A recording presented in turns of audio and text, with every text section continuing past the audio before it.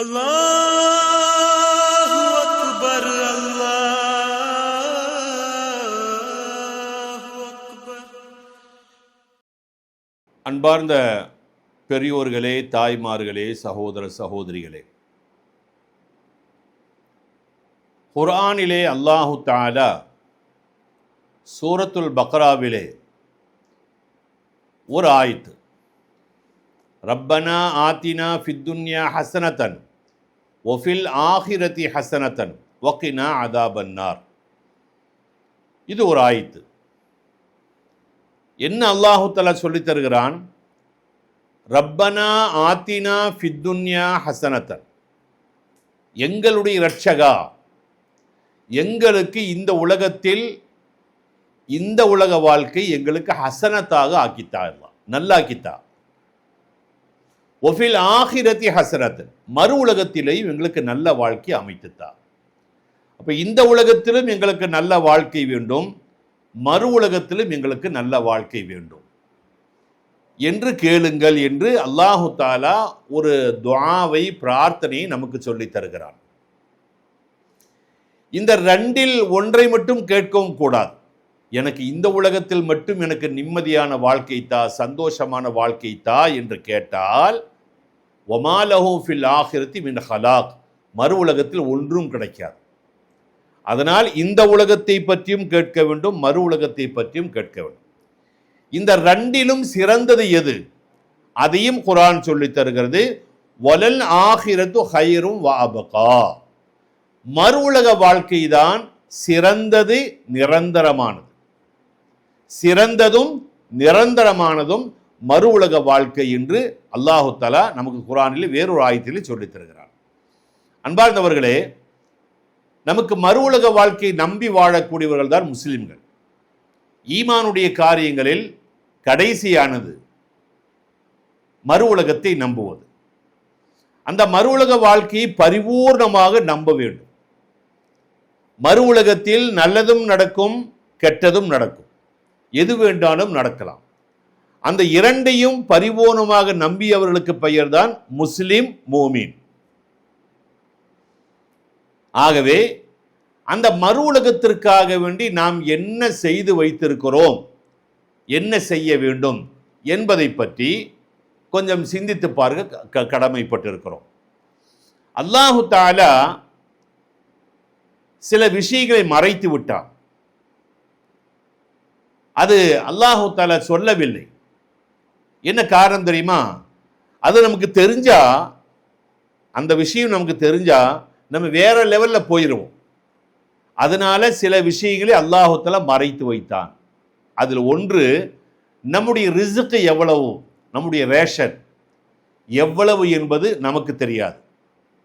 எப்போ முடியும் நமக்கு தெரியாது. எத்தனை வருஷம் நம்ம சாப்பிடுவோம் நமக்கு தெரியாது. அதில் நிறைய வித்தியாசங்கள் இருக்கிறது. சில பேர்களுக்கு சாப்பாடு இருந்தும் சாப்பிட முடியாத சில பேர்கள் இருக்கிறார். சாப்பாடு கிடைக்காமல் சாப்பிடாமல் இருக்கக்கூடியவர்கள் வேற, சாப்பாடு இருந்தும் சாப்பிட முடியாதவர்களால்.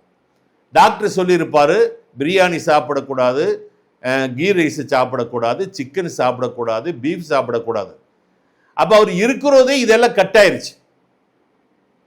அப்போ ஒட்டுமொத்தமாக எப்போ கட்டாகும், எத்தனை வருஷம் நம்ம சாப்பிடுவோம், இது நமக்கு தெரியாது. ரெண்டாவது, நம்முடைய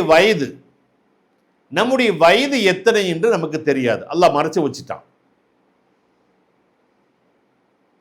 எல்லா பொருளுக்குமே எக்ஸ்பிரைடு இருக்குது. அந்த ஒரு பிஸ்கட் பேக்கெட் வாங்கினாலும் கூட அது இத்தனை மாதம் அப்படின்னு எக்ஸ்பிரை டேட் இருக்கும். ஆனால் நமக்கு எக்ஸ்பிரை டேட் இல்லை. அல்லாஹ் நமக்கு சொல்லி தரல, நமக்கு தெரியாது. எத்தனை வருஷம் வரைக்கும் இந்த உலகத்தில் வாழ்வோம் என்பதை அல்லாஹ் தஆலா மறைத்து வைத்து விட்டான். மூன்றாவது, நம்முடைய மௌத்து எங்க, நம்ம எங்க மௌத்தாவோம். காரணம் பல இடங்களில் மாறிக்கொண்டே இருப்போம் இல்லையா? பல இடங்களில் மாறிக்கொண்டே இருப்போம். அங்கே வீடு இருக்கும், சில திடீர்னு இந்த பக்கம் வீடு வரும், சில வெளியூரில் இருப்போம், சில உள்ளூரில் இருப்போம். இங்கே இருக்கக்கூடியவர்கள் அங்கே போய் மௌத்தாவார்கள், அங்கே இருக்கக்கூடியவர்கள் இங்கே வந்து மௌத்தாவார்கள். இப்படியெல்லாம் இருக்கா இல்லையா? எத்தனையோ நம்ம கேள்விப்பட்டிருக்கிறோம் அல்லவா? துபாயில் போய் மௌத்தாராங்க, சவுதியில் போய் மௌத்தாராங்க, அங்கேயே மௌத்த அடைக்கிறாங்க. மக்காவுக்கு போனால் மக்காவில் சில பேர் மௌத்தாயிடுறாங்க, சில பேர் மதீனால போய் மௌத்தாடுறாங்க. இப்படி எல்லாம் இருக்கா இல்லையா? அதனால நம்முடைய மௌத்து எங்க என்பதை அல்லாஹு தாலா மறைத்து வைத்து விட்டான். 4வது, நம்முடைய கபர் எங்க நமக்கு தெரியாது. நம்முடைய கபர் நம்ம எங்க அடக்கப்படுவோம் தெரியவே தெரியாது. பல பேர்கள் பல இடங்களில் அடக்கப்பட்டிருக்கிறார்கள் இல்லையா? அப்ப இந்த 4 விஷயத்தையும் அல்லாஹு தஆலா ஏன் மறைத்தான் என்று சொன்னால், அதில் மனிதனுக்கு நன்மை இருக்கிறது. மனிதனுக்கு இந்த 4ம் தெரிந்துவிட்டால் மனிதனுடைய வாழ்க்கை சீரழிந்து விடும், வேறு விதமாக போய்விடும். அதனால் அல்லாஹு தஆலா இந்த 4ஐயும் மறைத்து வைத்து விட்டான். அப்போ மௌத்துக்கு நாம் எப்பொழுதும் தயாராக இருக்க வேண்டும். எந்த நேரத்திலும் நாம் மௌத்து வருவதற்கு தயாராக இருக்க வேண்டும், மௌத்தாவதற்கு தயாராக இருக்க வேண்டும். ஒவ்வொரு நாளும் மரணத்தை குறித்து யோசித்துக் கொண்டே இருக்க வேண்டும், சிந்தித்துக் கொண்டே இருக்க வேண்டும் ஒவ்வொரு நாளும். இன்னைக்கு அது இல்லை. மரணத்தை பத்தி சிந்திக்கிறதும் இல்லை, சிந்திக்கிறதுக்கு உண்டான நேரமும் இல்லை. அதனால தான் அல்லாஹு தாலா நம்மள்ட்ட கேட்கிற ஃபைன ததஹபூன், எங்கப்பா போற இவ்வளவு ஓட்டமா? எப்போ பார்த்தாலும் busy busy busy busy, phone எடுத்தா பிஸி, வாழ்க்கையில பிஸி, வீட்டில் இல்லை, கடையில் இல்லை, பிஸி பிஸி. அல்லாஹ் கேட்கிற ஃபைன ததஹபூன், ஏன் இவ்வளவு பிஸியா இருக்கிற என்று அல்லாஹு தாலா கேட்கிறார். அதனால மௌத்தை பத்தி சிந்திப்பதற்குண்டான நேரமே நமக்கு கிடைப்பது கிடையாது. நீ அடுத்த விஷயம் பாருங்க. ஒருவன் நல்லவனாக வாழ்கிறான், நல்லவனாக வாழ்கின்றான் என்று சொன்னால் அவன் மரணம் அடையக்கூடிய நேரத்தில் அல்லாஹு தாலா நாளை மறுமையில் அவனுக்கு கொடுக்கக்கூடிய சொர்க்கம் இருக்கல்லவா, அந்த சொர்க்கத்தை அவனுடைய கண்ணுக்கு முன்னால் காண்பித்து கொடுக்கிறான். அதை பார்த்து சிரித்து கொண்டு மரணம் அடைகிறான் நல்லவர்களாக இருந்தால். அதே நேரத்தில் கெட்டவர்களாக இருப்பார்களேயானால் அவன் போகக்கூடிய இடம் நரகம். அந்த நரகத்தை பார்த்து பயந்து கொண்டு அவன் மரணம் அடைகிறான். இந்த 2மே நடக்கும். அதனால் நாம் என்ன செய்ய வேண்டும்? சொர்க்கத்தை பார்த்து நாம் சொர்க்கத்திற்கு செல்லக்கூடிய நம்முடைய சொர்க்கத்தை பார்த்து விட்டு மரணம் அடையக்கூடிய அளவுக்கு நம்முடைய வாழ்க்கையை நாம் சீரமைத்து கொள்ள வேண்டும், வகுத்து கொள்ள வேண்டும். எப்படி வாழ்கிறோம் என்பது ஒரு விஷயமே அல்ல, எப்படி மரணித்தோம் அதுதான் முக்கியம். ஒரு மனிதனுடைய மரணத்தை கொண்டு செல்லப்படுகிறது, ஜனாசா கொண்டு செல்லப்படுகிறது. எல்லாரும் சொல்றாங்க நல்ல மனுஷன் போயிட்டாரு, நல்ல மனுஷன் போயிட்டாரு, நல்ல மனுஷன் போயிட்டாரு. இப்படி எல்லாரும் சொல்லுகிறார் என்று சொன்னால் அவன் சொர்க்கவாதியாக இருப்பான்.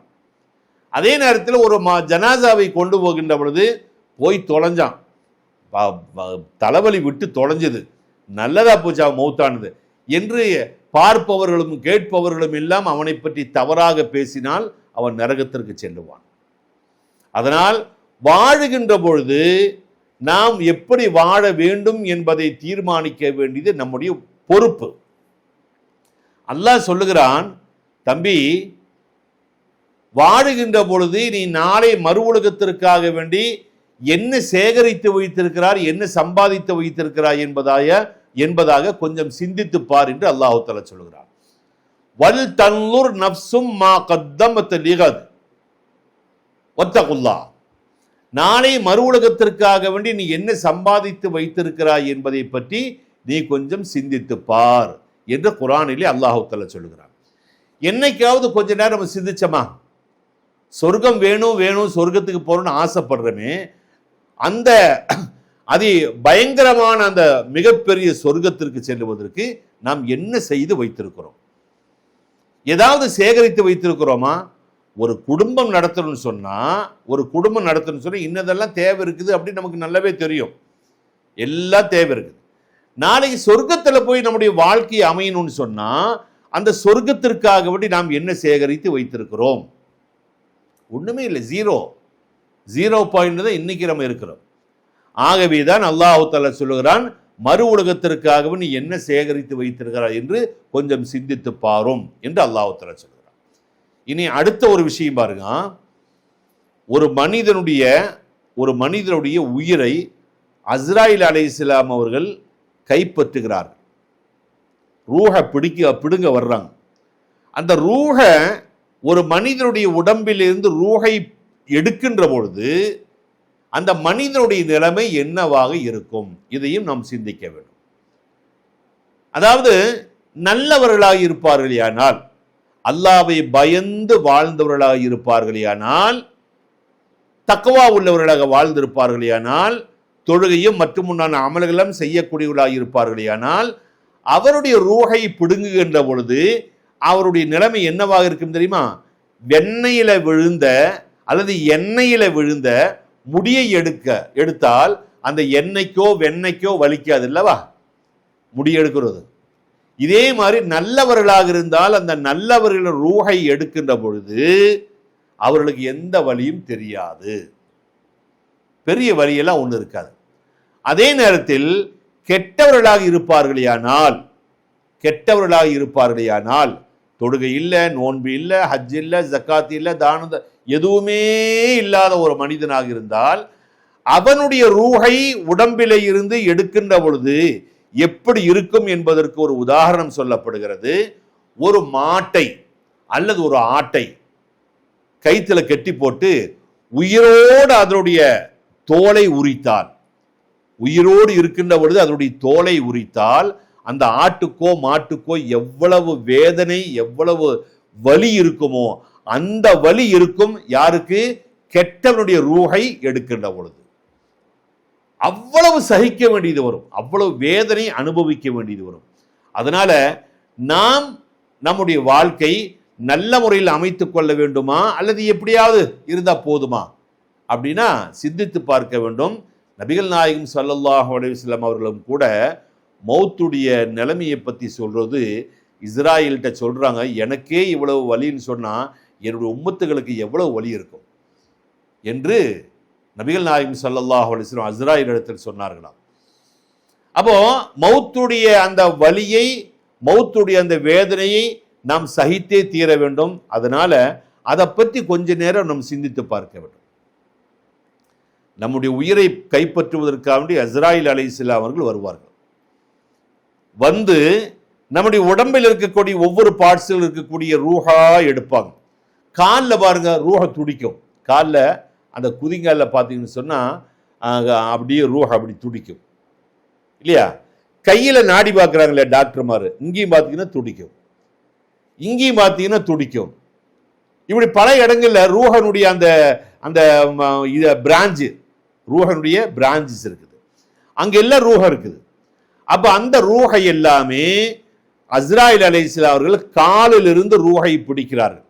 காலிலிருந்து ரூஹை பிடிக்கிறது அந்த ரூஹை சொல்லுமாம், அஸ்ராயிலே வலிக்குது வலிக்குது வலிக்குது என்று ஒவ்வொரு உறுப்புகளும் அஸ்ராயில் அலைஹிஸ்ஸலாம் அவரிடத்தில் சொல்லுமா. அப்படியானால் இந்த ரூஹ ஒட்டுமொத்த ரூஹையும் எடுத்து, காலுடைய ரூஹை எடுத்தாச்சு, கையில் இருக்கக்கூடிய ரூஹை எடுத்தாச்சு, உடம்பில் இருக்கக்கூடிய ரூஹை எடுத்தாச்சு, எல்லாம் எடுத்து கடைசி அந்த ரூஹை வந்து நிற்கக்கூடிய இடம் இந்த ஹல்க். அந்த ஹல்க் கர்கரா கர்கரான்னு சவுண்டு வரும். அந்த இடத்துல கொண்டு வந்து ரூஹை நிறுத்துவாங்க. கொஞ்ச நேரத்தில் பார்த்தீங்கன்னா அங்கிருந்து ரூஹை பிரிஞ்சிடும். அதனால் இந்த மௌத்துடைய சிந்தனை எப்பொழுது நமக்கு இருந்து கொண்டே இருக்க வேண்டும். இன்ஷா அல்லாஹ் இதனுடைய தொடரை நாளை சந்திப்போம். அஸ்ஸலாமு அலைக்கும் வரஹ்மத்துல்லாஹி வபரகாத்துஹு.